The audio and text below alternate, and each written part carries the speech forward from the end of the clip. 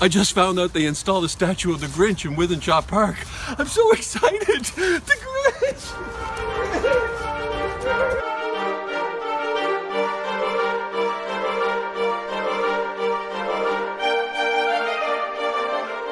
I know what you're thinking. That's not the Grinch. The Grinch is a lovable character created by Theodore Geisel. He's like the unfortunate love child of Suella Braverman and Oscar the Grouch. So why did I bring you to see this guy? Well, this guy really did steal Christmas, and he didn't give it back. He stole Christmas, he outlawed dancing, he outlawed singing, he outlawed drinking, and worst of all, he outlawed football. So who is this guy? And more importantly, why is there a statue of him in Manchester?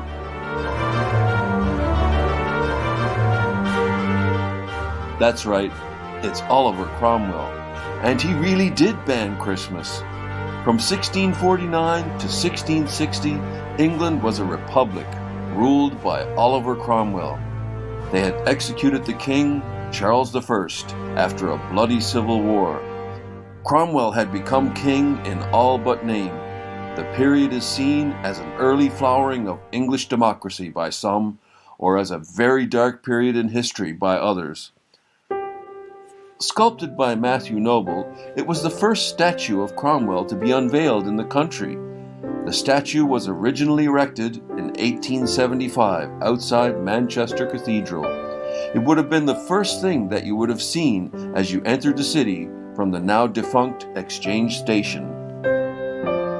The project, including its intended site in Manchester's new town hall, was contentious, exposing political and religious divisions within the community, reinforcing the view that the reassessment of Cromwell's place in the making of modern Britain was far from settled. Controversial to this day, he is considered a Republican hero to some and a ruthless tyrant to others.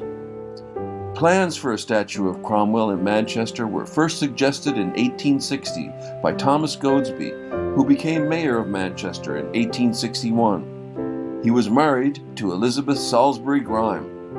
Elizabeth, through Thomas, became involved in the commissioning of two statues, one being Prince Albert, the other Oliver Cromwell, two very incongruous characters. During this period, Oliver Cromwell was viewed as a champion of public reform by liberal radicals. Manchester was a radical supporter of Parliament during the Civil War, and it was a group of liberal politicians who agitated for a statue. Cromwell probably never set foot in Manchester. It was what Cromwell represented that attracted the liberals of the city. Many liberals saw him as an ideal symbol of their progressive city. Wherever liberals and nonconformists took power in Britain, Cromwell's stock rose. Thomas Goadsby died in 1866, and 2 years later, Elizabeth married widower and fellow councillor of Thomas, Abel Heywood. Abel was twice mayor of Manchester and is famous for the building of a new town hall. Queen Victoria was no fan either. Cromwell had executed her ancestor, Charles I. She refused to come to the opening of the new town hall unless it was removed. It wasn't, so she didn't. It was nicknamed the pedestrian's friend. It was sited in the middle of a busy road. There was pressure for its removal from those who saw it as a traffic hazard. It finally fell victim to a one-way traffic scheme in 1968, and it was removed to Wythenshawe Park, where it faces Wythenshawe Hall. A final irony, Cromwell's forces came into direct conflict with the Tattons when they attempted to capture Wythenshawe Hall in the winter of 1643. Robert Tatton defended the house for 3 months with the help of friends and servants, until 2 cannons were sent by road from Manchester, and the house was captured. The Tattons fled to Chester. Wythenshawe Hall was eventually returned to the family several years later in return for the payment of a large fine.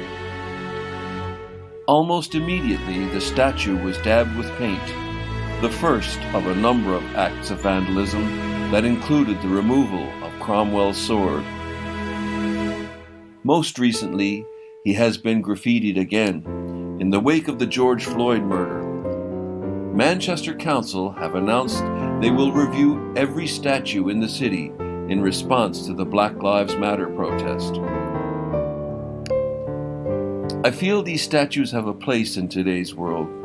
They shouldn't be boxed up and hidden away in museums.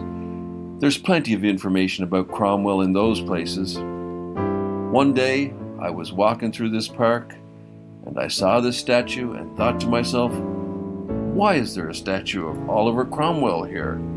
Did he live here? It was enough to seek out all this information and make this little video. So let's keep our history on our sleeve. It may not be pretty, but it should be remembered and spoken of. And if the statue gets graffitied or knocked into the canal, it becomes part of the story. It's not a priceless relic, but the story is.